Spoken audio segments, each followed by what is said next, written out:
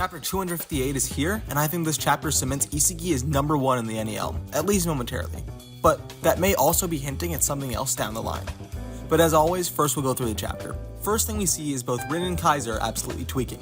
Calling back, of course, to Kaiser's slight breakdown at the end of the Ubers match. Now, this panel is pretty interesting because it establishes that Kaiser and Rin are unified, or that they're similar in a lot of ways. They act as one, which makes sense as they're both probably Isagi's biggest rivals. They fill a similar role. But what's interesting is that both Kaiser and Rin, from that, have been defined. Now, I imagine you guys are thinking, what are you talking about? What are you on right now? But let me explain. Just hear me out, guys. Just hear me out. We'll start with Kaiser. There are 3 stages of Kaiser that are relevant here. Flashback Kaiser, pre and early NEL Kaiser, and current Kaiser.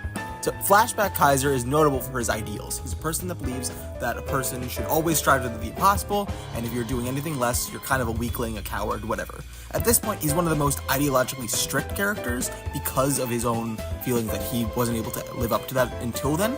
He's rivaling characters like Baro in terms of that ideologicalness.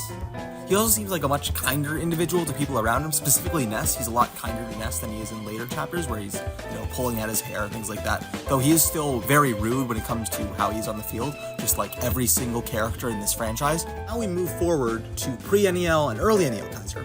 And that Kaiser is more outwardly malicious, he shows less kindness to everybody, he's also more cowardly, having given up that idea of always trying for the impossible, which is shown by him running away from our great value Ronaldo, Chris Prince.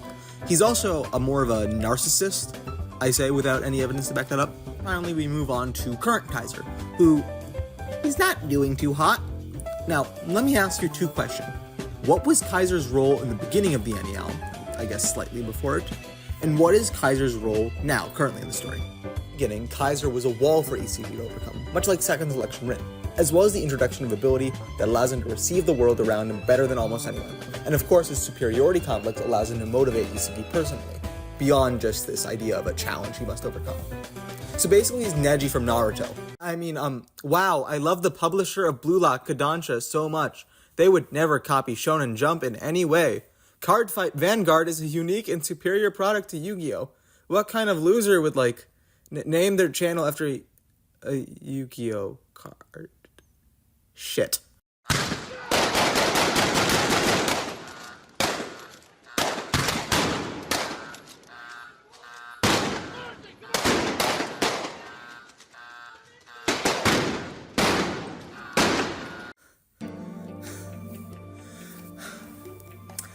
I think I lost him. But right, Metavision. It's a way to view and understand everything around him. I won't go into Metavision too much into this video, but a more in-depth vid on Kaiser, Metavision, and the NEL is on the agenda. Additionally, Kaiser was the head of Bayern Munich, or bastard, but whatever you want to call it. Everything revolving around him. And finally, he represented the broader football world, in my opinion, as he kind of showed up and then dunked on everybody else. What is Kaiser now? He isn't as much of a wall to Isagi now that Isagi can outplay and outsmart him. He no longer has any of his supporters except Ness, as Grimm was subbed out for Corona this chapter. Kaiser at this point entire existence revolves around hating on Isagi. Even his ultimate ability, Metavision, is no longer being used, with Kaiser only focusing on Isagi last chapter, which is why his face being concealed, in perfect unison with another man exhibiting only rage and being mostly monotone, is really interesting to me, as it kind of indicates to me that he's lost a lot of the qualities that made Kaiser Kaiser, and instead has been just replaced with this desperation. I don't have quite as much to say about Rin. In my defense, he's been absent mostly since the end of the U20 match, but I think he's also been defined in that similar way. Since the ending of the U20 match, Rin has declared Isagi his rival, and his main motivation had become to destroy Isagi, in a similar vein to the goal he originally had with Sei. Actually, it seems to be an extension of his complicated love with his brother. He's trying to strike down the one that Sei proclaimed to be the inheritor of Japanese football. And because of that, he's reverted not necessarily even to how he was right before the U20 match, but something that I feel more resembles how he was immediately after his betrayal from Sei. Because this is basically those scars being reopened for him. Especially striking to me because, imagine if after the Chigiri I will dream once again scene, there was just a scene where he was like, we should all just give up, guys, there's no point to any of this. It's really like that for me because, in my opinion, the biggest Rin scene is his destroy, I will destroy everything, where he goes, revenge doesn't matter, rivals don't matter, Itoshi Sai, Isagi, nor Blue Lock matters. Anything that ties me down is disgusting. It's like he's completely gone back on his most important character trait, which is a lot like Kaiser, where both have lost core character traits and core character values because of their desperation to defeat Isagi. And it's not trying to gain status or anything like that. It's not like they're trying to become number one. Rin says this himself. They only care about Isagi. I'll double back on that point in a little bit, but let's go on from now. Now then, after some quick discussion from the GOAT Nanase, the best player in all of Blue Lock, and Cheeto, we go into a conversation between Hiyori and Isagi, where we learn that Isagi was inspired from Nagi's revolver. Even though that was clearly a Glock! I can't forgive this egregious mistake. I can't review this anymore. This is a Kagurabachi channel now. But in all seriousness, I think this is meant to show how Isagi is representative of the NEL. Just think about it. Just hear me out, guys. Just hear me out. So, vision used to frame the entire goal, and the egocentrism used to figure out who Kunigami would move were both learned from the Munchen match, as well, of course, as copying Nagi's revolver. And that style of inspiration, or the idea of inspiration, and then subsequent revolution, is basically what Lavinia was preaching about at the beginning of the Barca match. And then this one is the biggest one of this is the stretch, but the all-for-one nature of the goal, where everybody was supporting Isagi, was somewhat reminiscent of the Uber styles of place. And at this point, Bayern Munich is almost entirely unified under the one king, that being Isagi, similarly to how the Ubers had one king that everyone led to, that was Baro there. So far, each team has taken some inspiration or carried an idea on from the prior team. The imagination that Barca prided itself on was used in the Munchen match by Nagi for the 5-shot revolver, and Nagi's arc there was trying to use his imagination to improve, where in the end he relied on Reo's imagination, and that costed him.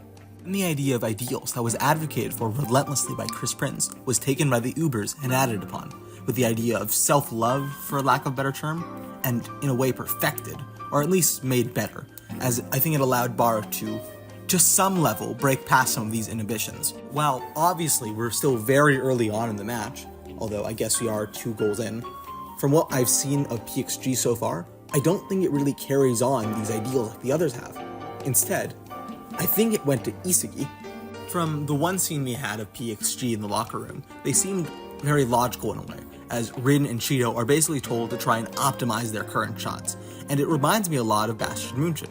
And I know this is gonna sound dumb, but Loki sits the same way as Noah. Okay, like that has to be intentional, right? I'm not crazy. You guys are crazy. Of course, a big aspect of this match is these 2 dual systems, the 2D2, with Kaiser and Isagi versus Shido and Rin. But Bastard Munchen isn't currently acting with this dual system. Maybe a little bit, but it's not really as it was in, say, the Ubers match or the Munchen match. It's instead reverted to its original incarnation, but now with Isagi as the Emperor rather than Kaiser. Then that puts Kaiser in an interesting position. As time goes on and he's continuously stripped of these qualities that he's accumulated over the course of many years, he will either fall entirely or just completely fail as he spirals even more into this desperation, if he stays as he is, or he may revert to something closer and closer to his original ego, which, to me, is something similar to Isagi. Isagi and Kaiser, of course, have many parallels, with them having similar weapons in the direct shot and the Kaiser impact, as well as both having metavision, and additionally there's that very famous panel, or spread, or whatever you want to call it, I guess, of Kaiser and Isagi both sitting on a sofa together. Kind of gay, I mean. What all this means is, most people have figured out, oh, the roles have been reversed. Now, Isagi is the Emperor of Bayern Munich. But I think it's more than that. I think that Kaiser is now in the position of the main character, like Isagi has been for most of the arc so far. And it's not just Kaiser either. I think that Rin in this arc is also kind of breaking the structure that we've seen in prior arcs with how the enemy teams have been treated. If we look at Bachira, Shiguri, Baro, and to a lesser extent Nagi, all of these characters have been basically gifted a new worldview, or an evolved worldview, and from that they themselves have evolved.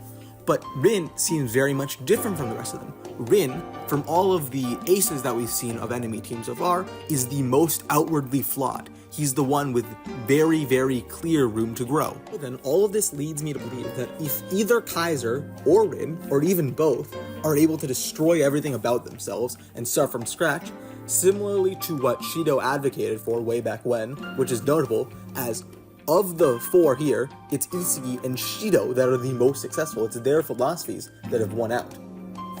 Either of them may be able to claim, or I guess keep, in Rin's case, the #1 title from Isagi, and will be giving Isagi a very clear path to evolution in the next arc, which is probably going to be the one where Isagi is going to be shown up the most, with it being the best U20 players in the world. Although I guess the NEL was already that, like, there'll be even more of them now, so it'll be like the NEL 2, Electric Boogaloo. Thanks for making it to the end of the video. If you liked it and wanted to see more, then... Oh god, the Kodansha Death Squad found me! Subscribe, like, tell my story!